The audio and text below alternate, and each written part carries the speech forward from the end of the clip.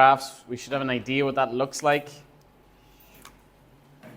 Yeah, something like that. That's what an exponential graph looks like. Cubic graphs then will come in two main. You can either have this type of one or you can have this type of one. So if it finishes strong, that's a positive x cubed. If it finishes weak, that's a negative x cubed. So that's a cubic graph. And then we can think about asymptotes and what they are. Anyone know what an asymptote is? Oh, the line. Follows the. Yeah. Okay. The ones we're dealing with, yes, it will be parallel to either the x or y axis. These lines. So, like an asymptote line is something like this, but what is? It's a straight line, but yeah, the function approaches it, but never crosses it. So you might get something like this, where the function, it looks like it's going to cross it or touch it, but it never does. And then it might continue on the other side. So this would be a rational one. So a rational function is split into like two graphs, and normally has two asymptotes. One, this would be called a vertical, and this would be called a horizontal asymptote. The vertical asymptote is always called x equals something, and the horizontal is always called y equals something. So that's the vertical, and that's the horizontal. Now we need to be able to find those. The principle behind asymptotes in rational functions. So rational functions is something over something else. So x plus 3 over x minus 2, if we have something like that. This will have some asymptotes, some of these lines that it doesn't cross. How do we find them? This one has one at 2, yeah? We look at the denominator. What we're not allowed to do, or it's an undefined value in maths, is divide by a 0.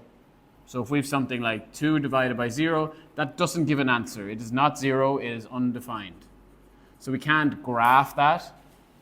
So if we get something to be 0 here in the denominator, then that is where the asymptote is. So what number makes the denominator 0? So you can work that out, take the denominator and let it equal 0, and then a very quick bit of maths will show you that x is 2, and that is the vertical asymptote of this. What is the horizontal asymptote of this one?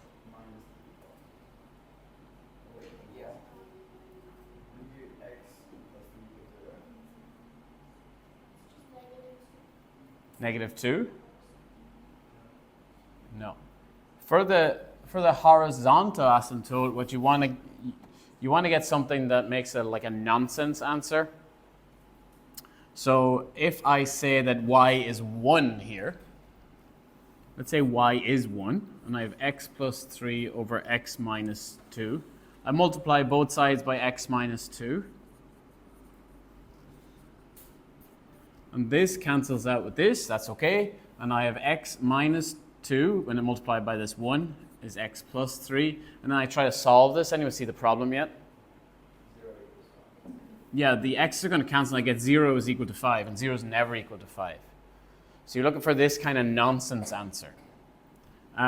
In this case, it's the coefficients of the x, so I just divide these two together. So 1 divided by 1 here. The coefficient is the number. There's no number in front at the moment. Now, luckily enough, we have... That was smooth. Luckily enough, we have our calculator to help us with these. So we're going to use the calculator to help us. So let's look at the question.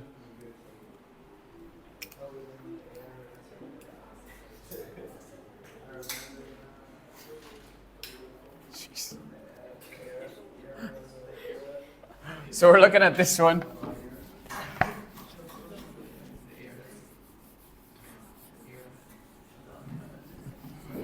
Okay, so we can use, this would be a paper 4 question, so we can use technology to help us with this. Consider this function. Use technology to graph it. That already hints at the fact that I just get my calculator out and I type it into the calculator. Find the equations of any vertical and horizontal asymptotes. Perhaps we can think about the equation before we graph it, just to see, does it work out for us? What do you think would be the vertical asymptote here? Yeah. If x is 3 here, that's going to give 3 plus 3. That's 6. That's okay. Divided by 6, okay. So we're thinking x is equal to negative 3 is the vertical. What about the horizontal? That'll be this line. What's the horizontal one? X plus It's going to be y. Y equals something. y equals 1. Yeah, there's no x here. Yeah, so 0 is good thinking. Okay, will the minus 1 at the end affect anything? It's plus 1. No, it's not. No, for y. Okay, so there's a minus 1 here at the end, which might have some effect on it. Priyanka, do you know? Horizontal? No. I want to find what the horizontal, without using the calculator. We're going to use the calculator, and you'll have the calculator in the exam. I just want you to think about it. Okay, well, it may be 0 or y is minus 1. It's minus 1.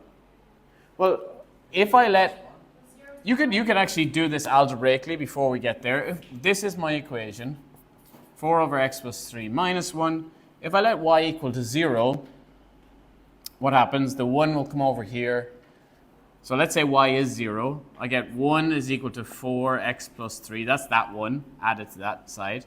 I multiply both sides by x plus 3. I get x plus 3 is equal to 4. X is equal to 1. When I said let y equal to 0, I get x is equal to 1. That's a normal answer. That's okay. So I've got a feeling it's going to be minus 1. But let's have a look on the calculator. So get your calculator out if you haven't already.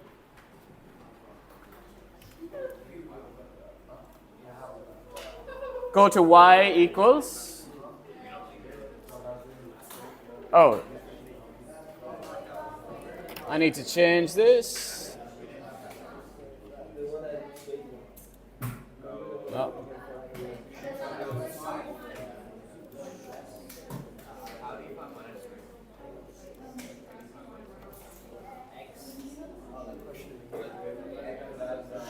So this is what you should type into your calculator.